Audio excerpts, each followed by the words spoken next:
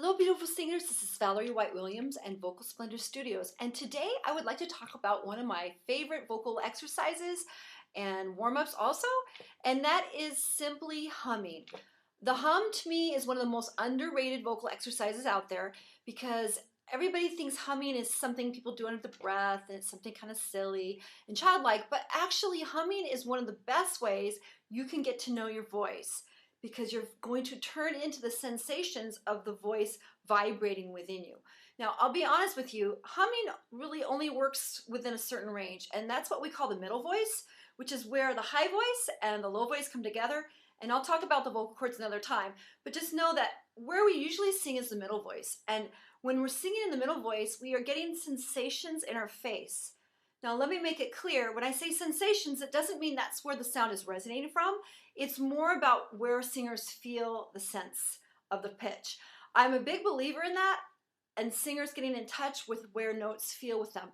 The other thing about humming is it helps us get that nice supported, forward, buzzy sound that comes out of us and has resonance.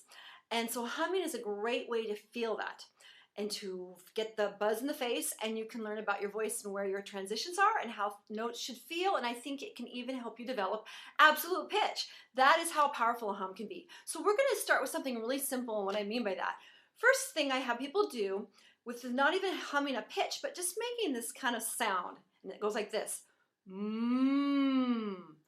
I used to live in a place that was a college town that had a lot of cows, and so there was cows everywhere, so everybody understood what I call the cow sound. Now what I'm doing is I'm pushing the breath energy out my face in that medium place in my voice, which is right around the nose. That's really what we're focusing on, is this area right here.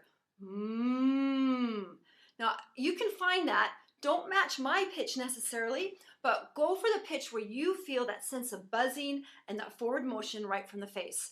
So we can start with that. We can also use a speech therapy exercise, which is really common. We're going to use that breath.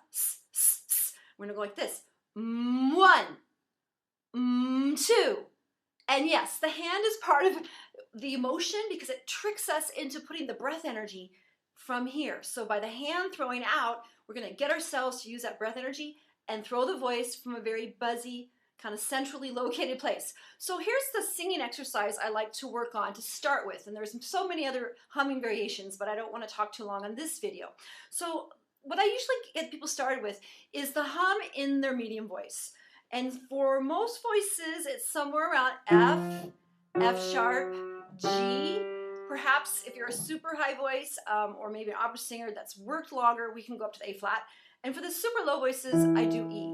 But for now, let's start with F sharp, which is kind of the average, and I want you to go okay? And then we're going to sing this. And what we're working on is this nice, relaxed, forward feeling. This is what we don't want. Nothing wrong with that, but it doesn't really have the presence that we want as a performer, whether you're doing choir or singing as a soloist. We want this forward energy. So once again, with F sharp, and anywhere around that spot. So after we do that, I do some singing patterns. One of my favorite ones is this 5-note scale, going up. Now with this pattern, notice I'm not doing this. Or some variation of that. Because what happens is, you can see as I move my head around, my chin around, I'm getting away of this nice clean flow of energy from my breath right into my vocal cords. And the pitches come in the brain. Actually, they come in the vocal cords, but our brain controls that. We just have to think the pitches and they instantly assume. We don't have to direct it with our head. So that's the start of the humming exercise. I think I'm going to do a phase 2 humming exercise and show you more humming variations and what you can do to work with the hum. But the hum is a great place and a great alignment of the technique and focusing on that focused sound. So even that is a great exercise to get your voice running. All right, that's it. Vocal Splendor, and we'll see you next time. Bye. Hello, beautiful singers. This is Valerie White-Williams in Vocal Splendor Studios, and today I would like to talk to you about my second level humming. And what I'd like to do is talk about a couple things I didn't mention on the hum. We talked about that feeling of and singing patterns like Well, I want to share some other variations that we can do. First off, let me talk about the nasal consonants. Consonants are typically a puff of air like a b or a p or a d, and we can't sing on those sounds. They tend to initiate the sound or close off the sound, but the nasals are the ones that we can actually resonate with. That would be the also the and the So if the hum is difficult for you, and I have found that some students do have difficulty with the hum, usually those that have had a deviated septum or other sorts of nasal things going on with their sinuses, or it is awkward for some folks. So please use an n or an ing if that's easier, or you can just play around with those sounds as well. Okay, so back to the hum. Here are some other exercises you can do to help with the bringing the sound out and helping you feel the sense of vibration and also using the breath. So let's go back to using that note. Last time I talked about the 5-note scale.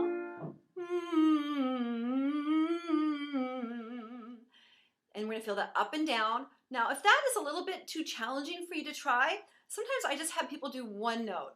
I should have started with that one, but I get excited. So let's do the one note. I'm gonna put you on the F sharp, the average note, and here's what I have people do. They go, and we go,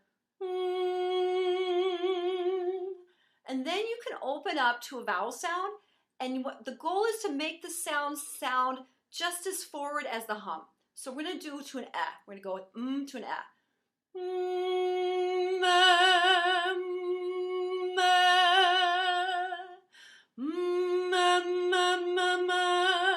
Things like that. Now what we don't want is this. Because we're losing that focus and that integrity. So the goal is to make the vowels, the open vowels, sound like the hum as far as that forward placement. Okay, so that's another exercise you can do with the vowels and including the vowels with the hums. Now, another little tidbit, if you are working on a song and you're having difficulty with it, like it feels weird and you're singing the notes but doesn't feel right, whatever that means, humming is a great way to align with where the notes should feel. So if you hum your song, you might find some surprises that you were feeling the notes in a different place than where they were ideally resonant for whatever reason. So humming is a great way. And then once you find that placement, which is natural and not an artificial placement, then you can go ahead and fix the song and put it back in that nice resonant placement. So that's another vocal exercise, the use of the hum to help you. And I think, because this one's obviously long, I'm going to do phase 3 of the hums, because the hums are so great. There's so many things we can do to work with them that I'm going to share one more video on hums, and we'll talk to you next time. Bye. Hello, beautiful singers. This is Valerie White-Williams and Vocal Splendor Studios. And believe it or not, this is number 3 video on vocal hums. I love humming so much that I just have a lot of ways to use the hum, and I think it is a very powerful and exciting way to use your voice and learn about it. Okay, so number 3, what we're going to talk about today is some advanced humming patterns and how you can use humming to help develop your relative pitch. I'll be honest, let's start with that one first. I use humming a lot when I work with people that are, quote, tone deaf, and you can certainly hear a bit more about that when on my Our Singers Really Truly Tone Deaf video. But when you hum, there is a sense of where that note vibrates. So I'm going to explain that just a bit. So we're going to go, for me, in my voice, that G, because I have a little bit of higher voice, and when I sing, I feel it right there in that really sweet spot, right here. Now, as I change the pitch, personally, I am going to feel notes in a different place, up and down. So what happens as you begin to identify that note, that's the G, you know where those notes feel in your voice, and that would also include when we get out of that middle voice and we go into the break and the transitions, you know where those transitions are, and that helps you trust your voice, stay in tune, and develop the ability to have absolute pitch, which is to find your pitch right in the right spot. So here's the G. I feel it right here. You may feel it differently. And so I'm going to go down to this D flat. Now that one, I feel right about here, right about in my mouth. Now what happens if I try to make that note feel like the G? I'm trying to put it right here. It just doesn't have the resonance. So really learning to feel that hum and that buzz really helps you feel that sense of forward and using your voice more efficiently acoustically. Okay, so I'm going to go to high note just to contrast, or a medium high. I'm still in my medium voice. So I'm going to go up to this B.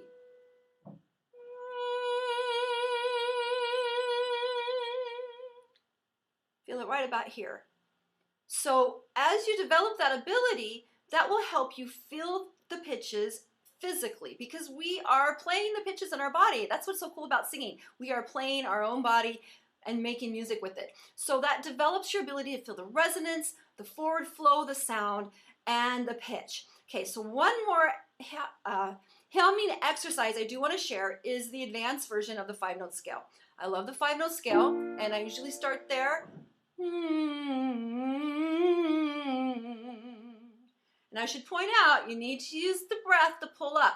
Now, if you weren't using it on the 5-note scale, you're going to be forced to be using it on this. We're going to do the whole octave scale. So I'm going to start on the B flat scale. And this one is much harder because you're going to have to feel those pitches and manipulate the breath and feel those coordination of the breath smoothing out your registers. So this is an awesome exercise. It's my absolutely favorite humming one once you are ready for it. So I'm going to start this on the B flat.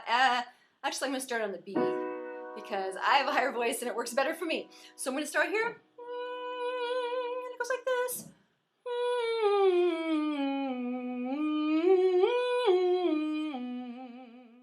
Another one.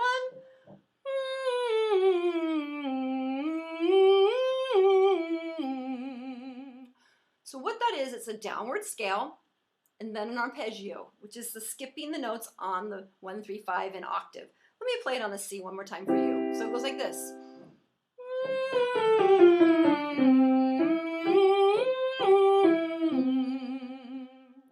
And I like to take that one up as high up to the break as you can. Now guess what? You can sing through the break. There's a very famous song written for soprano, Baquianas Brasileiras. I think I said that right, number 5. And you have to hum the whole second part of the song. And it's really tough, but it's not something I would necessarily recommend you need to do because it's kind of odd, I'll admit it, although it was really fun to sing. Okay, so that is the humming exercise. Let me point out one more little tidbit of advice. When you do that advanced one, you need to feel the pitches moving up and down like this, almost like your radio transistor feeling the different frequencies. But you are controlled by that great sense of breath pulling you up. If you're doing this, you're using the wrong muscles and you're not getting the smoothness in the technique. All right, there it is. You know all about humming. Have fun, and I will talk to you next time. Bye.